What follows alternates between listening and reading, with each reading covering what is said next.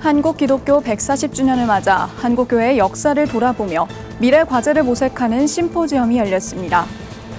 과천 시민 천여 명이 신천지의 건축물 용도 변경에 반대하며 대규모 집회를 열었습니다. 코로나19 집합 제한 조치 중 대면 예배를 진행한 교회에 대해 법원이 무죄를 선고했습니다. 종교의 자유를 최대한 보장해야 한다는 취지입니다. 지난달 화재 피해를 입은 부산 신성교회에 해운대구 기독교연합회가 위로와 함께 성금을 전달했습니다. 구티비와 사단법인 한국숲사랑청소년단이 경남 산청군청을 방문해 산불 피해 복구와 이재민 지원을 위한 후원금 300만 원을 전달했습니다.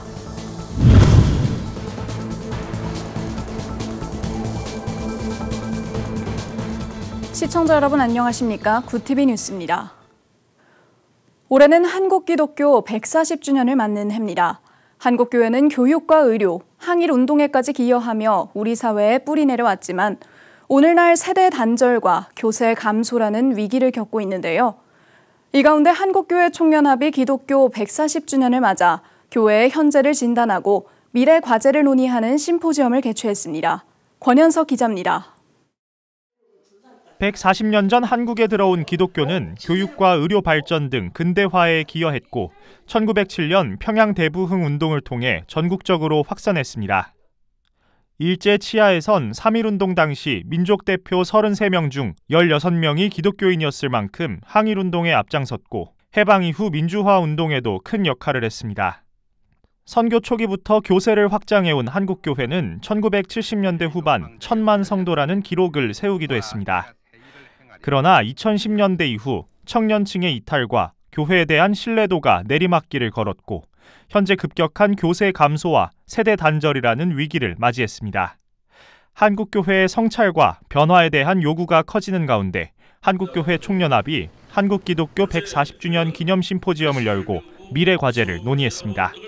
한교총 김종혁 대표회장은 오늘날 한국교회가 외형의 성장과 세속화에 치우쳐 복음의 능력을 잃었다고 지적하며 복음의 본질로 돌아가 사회적 신뢰를 회복해야 한다고 강조했습니다.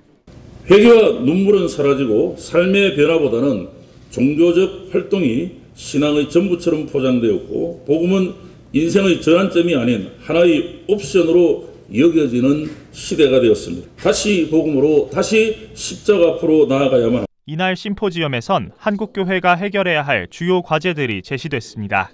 감리교신학대학교 이덕주 교수는 교회 안에 남아있는 종파적 이기주의와 교권주의, 극우적 반공주의 등 봉건과 분단의 잔재를 청산해야 한다고 강조했습니다. 1955년이 외형으로 무너진 한국교회 예배당을 재건하는 그것이 과제였다고 하면은 지금 두 번째 70년을 맞이한 2025년엔 내적으로 무너져 내린 한국교회의 영적 지도력을 회복하는 것이 다음 세대와의 단절을 극복하기 위한 제언도 이어졌습니다. 김판호 영산신학연구원 총장은 교회 교육은 지식 전달 중심의 방식에서 벗어나 참여형으로 변화해야 한다며 디지털 세대인 청년들을 교회 리더십으로 세우는 구조 개편이 필요하다고 조언했습니다. 디지털 세대는 단순히 기술을 사용하는 집단이 아니라 고유한 인식 구조와 공동체 감각을 지닌 문화적 주체입니다. 따라서 교회는 단순한 기술 수용을 넘어서 복음의 본질을 디지털 감수성 속에 새롭게 해석하고 한편 한국교회 총연합은 올해 한국기독교 문화유산 탐방과 다큐멘터리 제작, 음악회 공연과 심포지엄 등을 통해 한국기독교 140주년 기념사업들을 진행해왔습니다. 김종혁 대표회장은 한국기독교 140주년인 올해는 복음의 본질을 회복하는 전환점이 돼야 한다며 전체 한국교회가 합심해야 한다고 강조했습니다. 구티비 뉴스 권현석입니다. 경기 과천 시민들이 신천지의 건축물 용도 변경을 반대하는 대규모 집회를 열었습니다. 12일 과천중앙공원에서 열린 집회에는 시민 1000여 명이 참석해 위장포교 논란과 사회적 갈등을 일으켜온 신천지가 지역 중심에 거점을 두는 것을 결코 용납할 수 없다고 규탄했습니다. 신천지는 과천 시내 대형마트 건물 내에 소유한 일부 공간을 종교시설로 용도 변경을 추진하려고 했지만 과천시가 불허하자 소송을 제기해 1심에서 승소한 바 있습니다. 현재 항소심이 진행 중인 가운데 과천시는 시민 2만 명의 반대 서명을 재판부에 제출하는 등 시민 의견을 반영해 끝까지 대응하겠다는 입장을 밝혔습니다. 코로나19 팬데믹 당시 정부의 집합 제한 조치에도 방역 수칙을 지키며 대면 예배를 진행한 교회에 대해 법원이 무죄를 선고했습니다. 의정부지법 고양지원은 감염병 예방법 위반 혐의로 고발된 경기도 고양 예수사랑교회에 대해 대면 예배는 종교의 핵심 의식으로 종교의 자유와 직결되는 만큼 그 제한은 매우 신중해야 한다며 위법성이 없다고 판단했습니다. 재판부는 해당 교회가 출입자 명부 관리와 거리 두기 등 방역 지침을 성실히 준수했고 예배 중 감염 사례가 발생하지 않은 점 등을 종합적으로 고려해 무죄를 선고했습니다. 법원은 또 교회가 코로나19 유행으로 불안정했던 사회 분위기 속에서 심리적 위안을 제공하는 순기능을 했다며 대면 예배의 공적 가치도 인정했습니다. 구티비 부울경본부에서 보내온 소식입니다. 지난달 발생한 화재로 예배당이 전소되는 등 피해를 입은 부산 신성교회에 해운대구 기독교연합회가 위로와 함께 성금을 전달했습니다.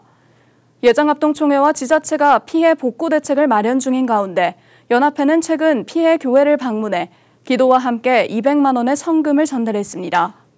구티비부터 시작해서 관심 가져주셔서 너무 고맙고 감사드리고 여기까지 오셔서 격려해 주시고 위로해 주셔서 무한히 감사를 드립니다.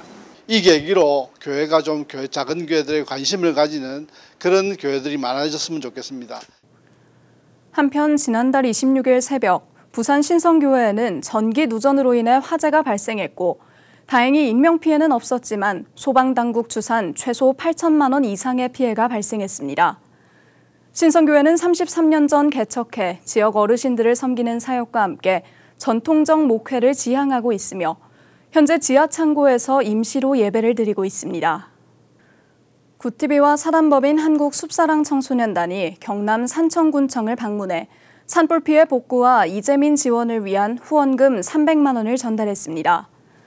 산청군에서 열린 숲사랑 청소년단 산림교육 워크숍에서 기관들은 후원금을 전달하며 산림 회복의 중요성과 지역사회 연대의식에 함께 공감했습니다.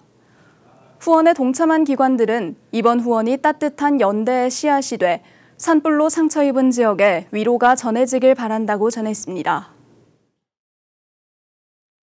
여름을 맞아 전국 곳곳에서 수련회가 열리고 있는데요. 신앙생활에서 가장 중요한 것은 말씀을 배우는 것이란 주제로 성경 강해를 중심으로 한 바이블 캠프가 열렸습니다. 부울경본부 신승준 기자가 현장을 다녀왔습니다. 여름철을 맞아 곳곳에서 열리는 수련회. 다양한 주제와 프로그램을 통해 성도들의 영적 성장을 다지는 자리입니다. 이런 가운데 아미칠천 청년대학 바이블 캠프가 열려 눈길을 끌고 있습니다. 미자립 소규모 개척교회 청년들이 보다 성경을 깊게 배울 수 있도록 돕는 자리입니다. 12년 전부터 시작한 바이블 캠프는 매회 한 권의 성경을 택해 강해하는 방식으로 진행됩니다. 세파 속에서도 청년들이 성경에 기반한 믿음을 다지고 말씀의 깊이를 채울 수 있도록 집중 강해를 진행합니다. 하나님의 말씀을 통해서 더 깊고 풍성한 완전한 그 하나님의 은혜를 누리게 하기 위한 그러한 캠프입니다. 80여 명이 참석한 이번 캠프에선 특별히 열왕기상을 다뤘습니다. 자신을 삶의 주인으로 살아가는 청년들에게 진정한 왕이 누구인지 알려주는 것이 주된 취지입니다. 왕관을 쓰는 사람은 어떤 사람이라고요? 회개하는 사람. 왕관을 쓰는 공동체는 어떤 사람이라고요? 함께하는 사람. 왕관의 마지막 주자는 다음 세대가 돼야 되는 거예요.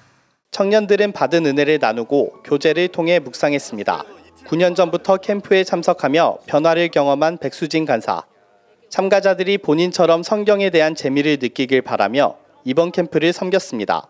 나처럼 성경을 좀 지루하게 생각하거나 성경을 조금 어렵게만 보고 교회는 다니는데 성경을 좀 하시는 분들이 와서 말씀이 이렇게 재밌는 거였어 라고 깨달았으면 좋겠다는 마음으로. 참가자들은 캠프를 통해 하나님이 이 자리에 부르신 이유를 알게 됐다고 고백했습니다. 이런 연약한 나를 진짜 하나님께서 사실상 쓰지 않아도 되는 자를 이 영원한 교제에 하나님께서 초대해 주셨구나. 주최 측은 겨울 캠프 전까지 매월 마지막 주 순회 예배를 통해 열왕기상의 세부적인 내용을 다룰 예정이며 참가자들의 소그룹 활동을 지속하도록 도와 신앙의 연대를 이어갈 계획입니다. 구티비 뉴스 신승준입니다.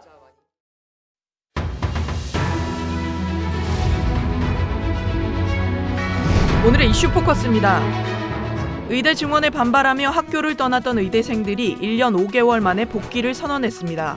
대한의과대학 의학전문대학원 학생협회는 13일 국회 교육위원회, 보건복지위원회, 대한의사협회와 함께 의과대학 교육 정상화를 위한 공동 입장문을 발표하며 학생 전원의 수업 복귀를 공식화했습니다. 다만 구체적인 복귀 시점은 밝히지 않았습니다. 민생회복 소비 쿠폰의 원활한 지급을 위해 행정안전부와 금융위원회, 지자체, 시중 9개 카드사 등이 14일 업무 협약을 맺었습니다. 21일부터 진행되는 민생회복 소비 쿠폰이 차질 없이 지급될 수 있도록 협력하기로 했습니다. 행안부는 전체 사업계획 수립과 예산 교부를 총괄하고 지자체는 민원 접수와 처리를, 금융기관은 카드를 통한 쿠폰 지급을 담당합니다. 소상공인 시장진흥공단이 소상공인의 공공요금과 4대 보험료 납부 부담을 완화하기 위한 소상공인 부담 경감 크레딧 지원 사업 신청을 14일부터 받기 시작했습니다. 전기, 가스, 수도 공공요금과 4대 보험료 납부에 사용할 수 있는 50만 원을 신용, 체크, 선불카드에 지급하는 사업입니다. 지원 대상은 지난해 또는 올해 연매출액이 0원을 초과하거나 3억 원을 넘지 않는 소상공인입니다. 일자리를 찾는 사람은 늘어나는데 일자리는 줄어드는 상황이 지속되고 있습니다.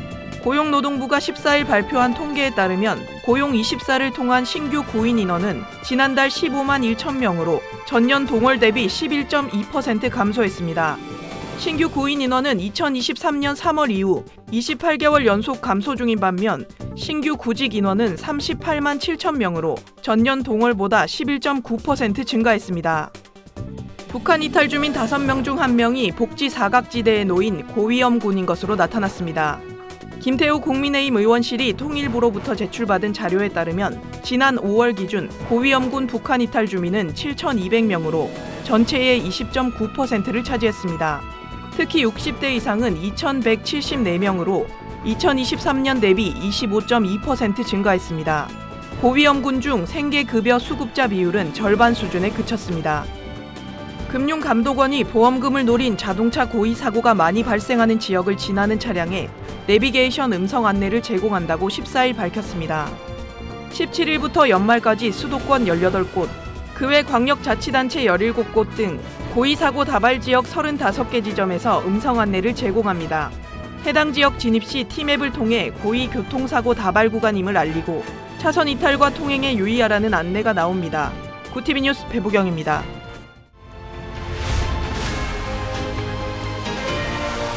구TV 월드와이드입니다. 미국 국무부가 11일부터 외교관과 공무원 등 1,300여 명에 대해 해고를 통보했습니다. 트럼프 행정부는 비대해진 관료 체계를 개편하고 외교 우선순위를 재정비하기 위한 조치라고 밝혔습니다. 대법원 판단에 따라 구조조정이 절차상 가능해지면서 인력 감축은 현실화됐습니다. 한편 외교력 약화를 우려하는 목소리도 나오고 있습니다. 미국 상원이 2026 회계연도 국방수권법안 초안에 주한미군 감축을 제한하는 조항을 포함했습니다. 국방장관이 감축이 국익에 부합한다고 문서로 의회에 인증하기 전까지 병력 조정이 불가능하다는 내용입니다. 5년 만에 부활한 이번 조항은 트럼프 행정부의 감축 시도에 대한 의회 견제로 해석됩니다. 13일 왕이 중국 외교부장과 세르게이 라브로프 러시아 외무장관이 베이징에서 회담을 가졌습니다. 양측은 한반도 정세와 미국과의 관계, 이란 핵 문제 등 주요 현안을 논의했습니다. 특히 한반도 상황과 관련해 양국 간 협력 강화를 강조한 것으로 전해졌습니다. 12일 세르게이 라브로프 러시아 외무장관이 북한 원산에서 김정은 북한 국무위원장을 예방했습니다.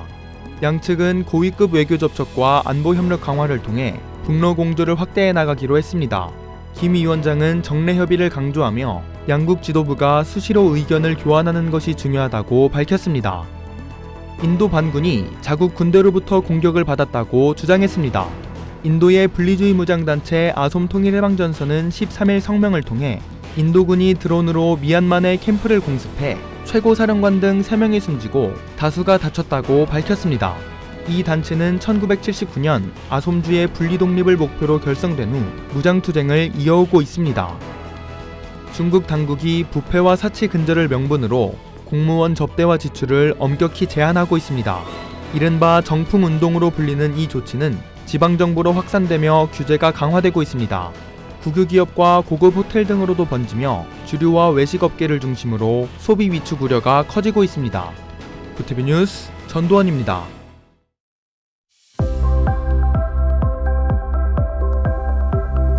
비가 내리며 폭염의 기세는 한풀 꺾였습니다. 내일 서울의 기온은 22도에서 출발해 한낮에는 29도 안팎까지 오르겠는데요. 비는 계속해서 내렸다 그쳤다를 반복하겠습니다. 이어서 전국 날씨입니다.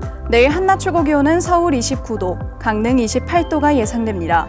남부지방의 경우 대구 29도, 광주와 부산은 28도를 보이겠습니다. 날씨였습니다.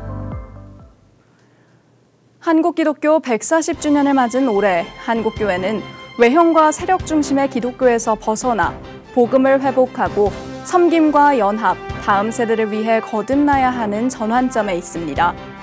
교세 하락 등 여러 위기와 도전 속에서 목회자와 성도 모두 복음의 본질로 다시 돌아가기 위해 노력해야 할 때입니다. 이상으로 뉴스를 마칩니다. 함께해 주신 여러분 고맙습니다.